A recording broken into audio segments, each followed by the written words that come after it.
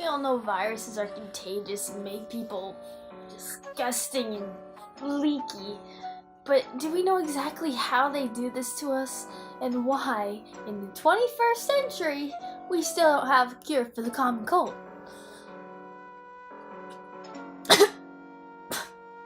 So you have to work on that one. A virus is a simple, non-cellular, obligate, intracellular parasite that doesn't fit into any of the taxonomical kingdoms. Viruses are acellular organisms, and because of that, they're not considered living, but at the same time, they're not considered not living either. But if a virus isn't alive, but it's also not alive, and it's not made of cells, even though the cell theory states that everything living has to be composed of cells, and this supposedly non-living thing moves around and acts like it was living. The life of a virus is debatable considering that they can't live without a host. But I mean, really?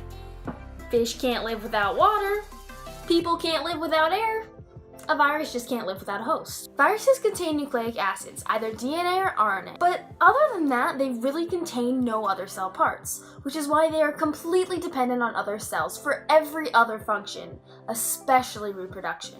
Interestingly though, viruses just can't attack any kind of cell. Whatever cell they attack has to have a corresponding receptor so that the virus can fit into that certain receptor. If it doesn't fit, it can infect. Once the virus gets hooked up to the right protein receptor, it either fuses with the plasma membrane or completely enters the cell through endocytosis.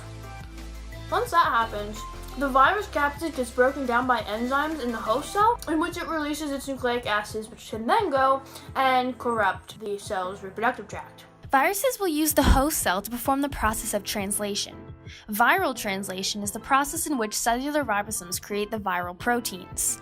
Messenger RNA is produced by the process of transcription, which is the copying of either DNA or RNA from the original strands, and then creating a single RNA strand to be decoded by a ribosome outside the nucleus to create a specific amino acid chain, which later folds into an active protein that is necessary for the formation of new viruses. Polio, HIV, measles, mumps, whooping cough, yellow fever, smallpox, the flu, all of which we have vaccines for, but just because you get vaccinated doesn't mean that you're foolproof, because viruses are constantly mutating. So every time there's a new strain of virus, we have to match it with a different vaccine.